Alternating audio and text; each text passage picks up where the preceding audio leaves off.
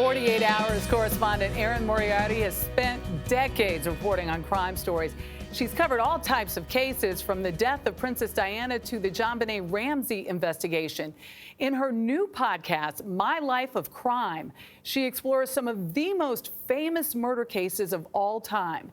Erin Moriarty is here. Erin, good morning. Did you have to say decades? Could you just say I've been doing it Yeah, for look a good, while? girl. That gives you gravitas. Oh, okay. You look good. But I found out you were doing this, and I have to tell you, I was like, what took you so long? Well, and this is so much fun. It's a lot of work because in the end, you know, we're not just sitting talking, we're taking people places. Right. We're still doing crime. It's still 48 hours at its best, this amazing team.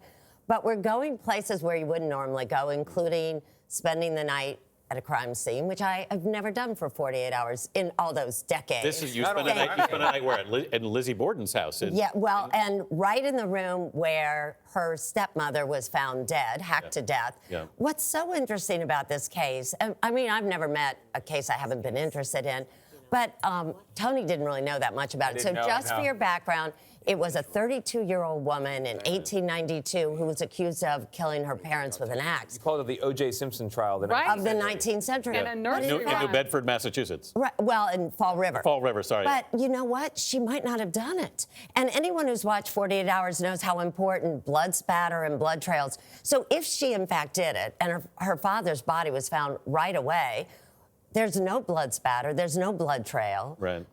So there are real questions, and it's the other interesting thing, one of the many interesting things is at the trial, it was the 19th century. We weren't allowed to vote as women, so we couldn't be on the jury. It was an all-male jury, and that really plays a very important part in the verdict. Yeah. And the verdict itself is very surprising. Yeah. You probably think you know, you don't. You also spent time in a women's prison. In Bedford Hills, which is the only maximum security prison in New York, where I ran face-to-face with someone I did not expect to be there. Because if you remember Pamela Smart, it's a 1990 case, another high-profile case, where a young woman was convicted of enticing a high school student to kill her husband, but it was New Hampshire. So I didn't expect to see her in the New York prison. She's the queen bee of Bedford Hills. Right. Bling, pink under her green outfit, and even pink high tops.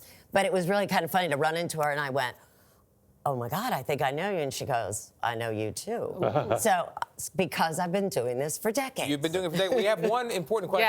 Yeah, Why gotta know. did you give a serial killer your home address? It was BTK. He was in prison, and I wanted his artwork. There really is an explanation. Erin Moriarty, thank you.